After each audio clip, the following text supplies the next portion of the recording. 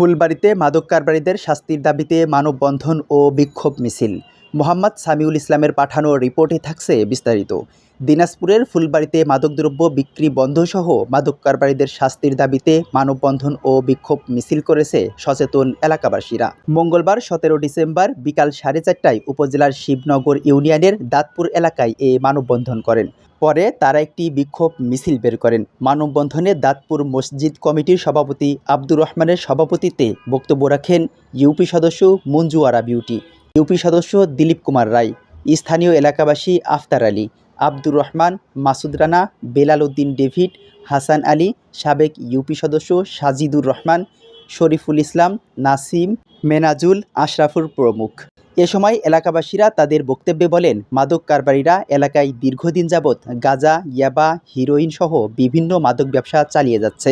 শুধু দাঁতপুর নয়, পুরো ফুলবাড়ীতে মাদকের ছড়াছড়ি শুরু হয়ে গেছে। এতে এলাকার উঠতি বয়সী ছেলেরা দিন দিন মাদকাসক্ত হচ্ছে এবং মাদকের দিকে ঝুঁকে পড়ছে।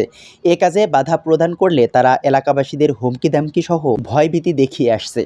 দ্রুত মাদকদ্রব্য বিক্রি বন্ধসহ এইসব মাদক কারবারিদের বিরুদ্ধে আইনগত ব্যবস্থা গ্রহণের জোর দাবি জানিয়েছেন তারা। মানববন্ধনে এলাকাবাসীরা তাদের সন্তানদের মাদকের ছোবল থেকে বাঁচার জন্য জরুরিভাবে আইনগত ব্যবস্থা গ্রহণ এবং মাদকমুক্ত এলাকা করতে প্রশাসনের কাছে সহায়তা কামনা করেছেন। এতে এলাকার প্রায় 5 শতাধিক নারী পুরুষ অংশগ্রহণ করেছেন।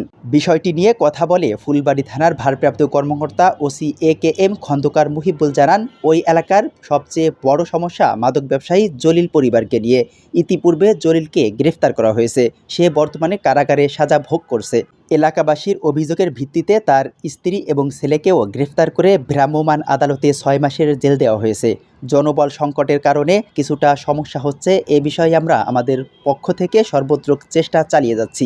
মাদকের বিরুদ্ধে আমাদের অভিযান অব্যাহত রয়েছে।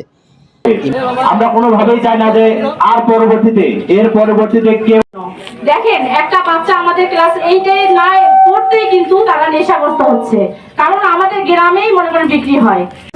সকালবেলা ধরে নিয়ে গেছে, আবার সন্ধ্যাবেলায় চলে আসছে, সন্ধ্যাবেলায় ধরে নিয়ে গেছে, আবার পরে দিনে হাজির। আরো তাদের যদি সজাগ হয়ে এইটার ব্যবস্থা নেয় তাহলে হয়তো আমরা শান্তি পাবো ইনশাআল্লাহ।